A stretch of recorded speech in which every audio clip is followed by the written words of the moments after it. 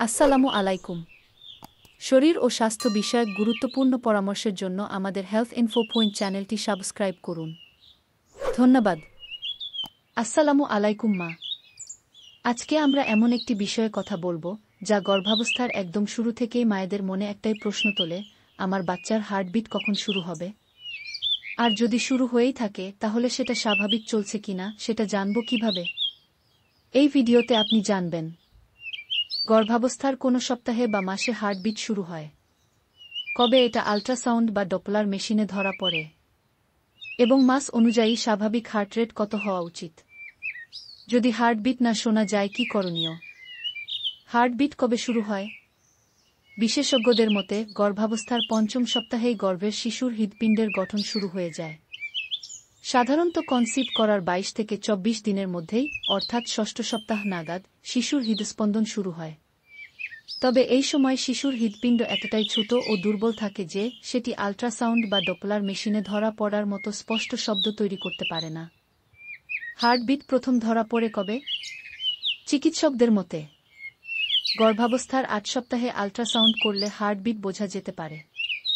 Doppler মেশিনে এটি ধরা পড়ে ১০ সপ্তাহে, তবে ১২ সপ্তাহে এসে এটি বেশ স্পষ্টভাবে ধরা পড়ে। তবে মনে রাখবেন, বাচ্চার হার্টবিট কখন ধরা পড়বে তা নির্ভর করে বাচ্চার জরায়ুর ভেতরে অবস্থান, প্লাসেন্টার অবস্থান এবং মায়ের ওজনের উপর। এই কারণেই কারো ৭ সপ্তাহেই স্পষ্ট হার্টবিট ধরা পড়ে, আবার কারো ক্ষেত্রে তা ১০ থেকে ১২ সপ্তাহ পর্যন্ত সময় নেয়। মাস অনুযায়ী গড় হার্টবিট: ৬ সপ্তাহ ৯০ থেকে ১২০, ৭ সপ্তাহ ১১০ থেকে ১৩০, ৮ সপ্তাহ ১২০ থেকে ১৬০, ৯ থেকে ১০ সপ্তাহ ১৪০ থেকে ১৭০, ১১ সপ্তাহ থেকে ১২০ থেকে ১৬০ স্থিতিশীল। প্রসবকাল ফুল টার্ম ১৩০ থেকে ১৪০, প্রিটার্ম ১৪৫ থেকে ১৫৫। হার্টবিট যদি ১৪৫ থেকে ১৫৫ এর মধ্যে থাকে তাহলে সেটিকে সাধারণত নরমাল ধরা হয়।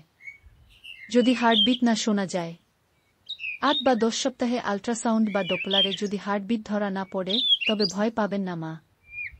কারণ অনেক সময় বাচ্চা এমন ভঙ্গিতে থাকে যেখানে তার পিঠ মায়ের পেটের দিকে ঘোরানো থাকে। এই অবস্থায় ডপলার সিগন্যাল ঠিকমতো পৌঁছাতে পারে না, ফলে হার্টবিট ধরা পড়ে না। কিছু সপ্তাহ পর আবার পরীক্ষা করলে অনেক সময় স্পষ্ট শব্দ শোনা যায়। আর সবশেষে ডাক্তাররা এসব বিষয়ে অতিমাত্রায় সতর্ক থাকেন। তারা প্রয়োজন হলে অতিরিক্ত টেস্ট করান এবং নিশ্চিত করেন শিশুটি ঠিকঠাক বেড়ে উঠছে কিনা। ২০২৫ সালের আপডেট অনুযায়ী এখন উন্নত প্রযুক্তির ইন্টিগ্রেটেড মাধ্যমে ৫.৫ সপ্তাহেও হার্টবিট শনাক্ত করা সম্ভব। তবে তা এখনও সীমিত কিছু বিশেষায়িত ক্লিনিকে করা যায়। গবেষণায় দেখা গেছে তৃতীয় ট্রাইমেস্টারে হার্টবিট অনেক বেশি স্থিতিশীল থাকে। প্রসবের সময় ফুল টার্ম বাচ্চার হার্ট রেট হয় প্রায় ১৪০, আর প্রিটার্ম বাচ্চার হয় প্রায় ১৫৫। আপনার করণীয়: ৬ থেকে ৮ সপ্তাহে প্রথম আল্ট্রাসাউন্ড করান।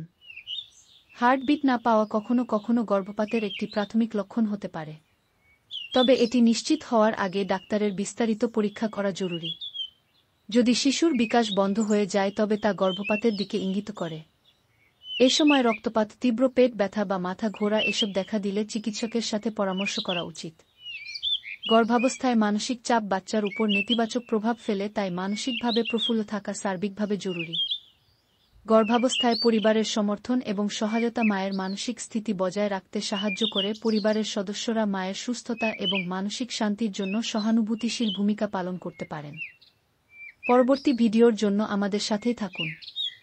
ধন্যবাদ।